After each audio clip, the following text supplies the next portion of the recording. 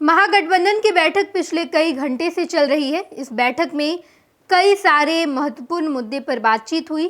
CM चेहरे से लेकर के डिप्टी सीएम का चेहरा कौन होगा और इसके अलावा कांग्रेस को कितनी सीटें दी जाएगी, मुकेश सहनी पार्टी में है या नहीं है, इस पर भी लगातार संशय बरकरार था, जो संशय अब खत्म हो चुका है। मुकेश सहनी ने कहा कि हम महागठबंधन में ही हैं और तेजस्वी यादव के ठीक बगल में मुकेश सहनी बैठे नजर आए, जहां पर यह भी बताने की कोशिश की गई कि मुकेश सहनी महागठबंधन के लिए कितने जरूरी है। तेजस्वी यादव और मुकेश सहनी एक साथ रहेंगे, ये भी बड़ा मैसेज पूरे बिहार को दे दिया गया है। और आज इस बैठक में क्या क्या हुआ सब कुछ हम आपको बताएंगे। अभी भी बैठक जारी है, लेकिन जो बड़ा अपडेट निकल कर सामने आया है वो अपडेट ये है कि सबसे पहले वाम दलों को कहा गया, सबसे पहले वाम दलों को मौका दिया गया। सीपीआई, सीपीआईएमएल और सीपीआईएम, ये तमाम दल बताएंगे कि आखिर इन्हें चुनाव में कौन कौन सी सीटें चाहिए, कितनी सीटें चाहिए और इसके साथ साथ किस तरीके से आगे ये लोग रणनीति पर काम करेंगे। वाम दलों ने अपनी अपनी बात रखी है, हालांकि कितनी सीटों पर दावा बोला है ये अब तक सामने नहीं आया है, लेकिन वाम दलों का ये कहना है कि हम लोकसभा चुनाव में बेहतर प्रदर्शन किए। अगर पिछले 2020 के विधानसभा चुनाव की बात करें, वहाँ भी हमारा अच्छा खासा प्रदर्शन रहा है, तो इस मुताबिक हमें कम से कम पिछले बार से अधिक सीट चाहिए, ज़्यादा सीटें चाहिए। ये बात वाम दलों के द्वारा कहा गया है। और अब इन सब के बीच वाम दलों की बातें मानी जाएंगी या नहीं मानी जाएगी, ये तो देखना दिलचस्प रहेगा। कांग्रेस से मोटा मोटी 15 तारीख को बात हो गई थी, यानी कि जब राहुल गांधी और मल्लिकार्जुन खड़गे से तेजस्वी यादव ने बातचीत की, तो इस दौरान सब कुछ तय कर लिया गया है, क्योंकि कांग्रेस के शीर्ष नेतृत्व ही तय करेगी कि आखिर क्या सीटें, कितनी सीटें, किस तरीके से चुनाव लड़ा जाएगा। ये कांग्रेस का 15 तारीख को हो गया है, लेकिन आज 17 तारीख को जब आज बैठक हो रही है राजद कार्यालय में, तो यहाँ पर भी कुछ बिंदु पर बातचीत होगी, रणनीति पर बात होगी। इसके अलावा तेजस्वी यादव अपना फैसला बैठक के अंतिम चरण में सुनाएंगे। 2-3 चरण का बैठक हो गया, वाम दलों को मौका दे दिया गया, कांग्रेस ने भी अपनी बातें रख ली है, सीपीआईएमएल, सीपीआईएम और सीपीआई इन्होंने भी अपनी बात रखी। और इसके बाद मुकेश सहनी ने अब तक अपनी बात नहीं रखी। मुकेश सहनी भी बताएंगे, क्योंकि लगातार मुकेश सहनी कहती कि हमारे पास पावर है, 6% मल्लाह हैं और मल्लाहों का वोट है मेरे पास, जिसके साथ हम जाएंगे उसकी सरकार बनेगी। ये बात लगातार मुकेश सहनी कर रहे हैं।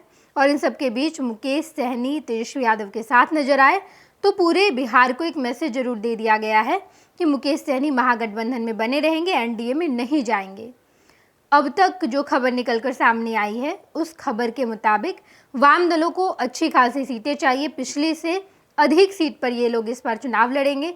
कांग्रेस भी इस बार की रणनीति में अपने आप को आक्रामक मोड में रखी है, डिफेंसिव मोड में नजर नहीं आएगी। इसके अलावा बात करें तो पार्टी और गठबंधन पर बात हुई है, यानी कि गठबंधन में मजबूती दिखनी चाहिए। जब हम ग्राउंड पर जाएं, जीरो लेवल पर हम किस तरीके से काम करेंगे, हम किन नीतियों पर काम करेंगे। तेजस्वी यादव बिहार भर का दौरा तो कर ही रहे हैं, लेकिन बाकी तमाम दलों को भी दौरा करना होगा। कांग्रेस भी इस बार खूब एक्टिव मोड में है। अगर एक्टिव मोड में कोई नहीं है तो वो है वाम दल। तो वाम दल का हमेशा से उनका कैडर मजबूत रहा है, उन्हें बहुत ज़्यादा मुश्किल नहीं होती है या उन्हें बहुत ज़्यादा मेहनत नहीं करना होता है, उनका जो वोट बैंक है वो इंटैक्ट रहता है। यही वजह है कि वाम दल भी अपने कैडर को और भी ज़्यादा मजबूत करने के लिए ये बैठक बुला रहे हैं। ये भी कहा जा रहा है कि ये महागठबंधन की जब पहली बैठक है तो इसके बाद महागठबंधन खूब एक्टिव मोड में नजर आएगी।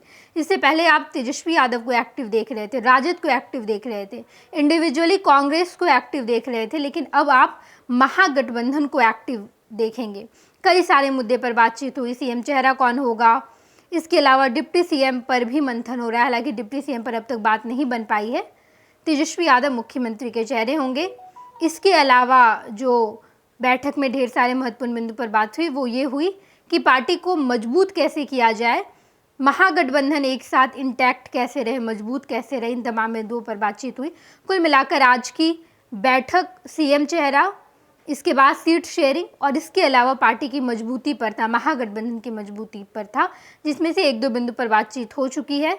और अब अंतिम चरण का जब बैठक हो रहा है तो इस पर तेजस्वी यादव अपनी राय रखेंगे।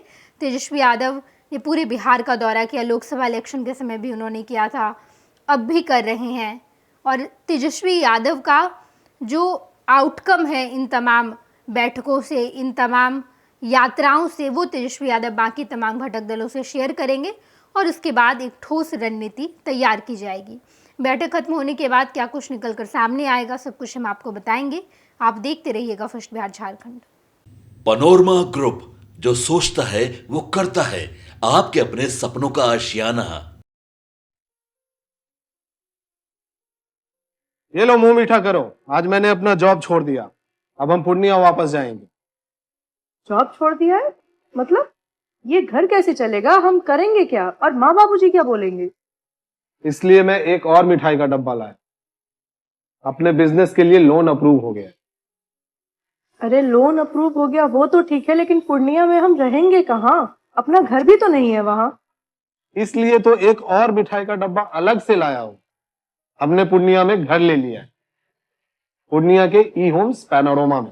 पूर्णिया में पैनोरमा ग्रुप लेकर आए हैं ई होम्स पैनोरमा। बड़ा घर, आलीशान जिंदगी और अत्याधुनिक सुविधाओं के संग। अरे अरे, अब क्यों मुंह मीठा करवा रही हो? क्योंकि हम घर वापसी जो कर रहे हैं। घर वापसी की खुशी पूर्णिया में ई होम्स पैनोरमा के संग। E homes panorama, luxurious lifestyle redefined.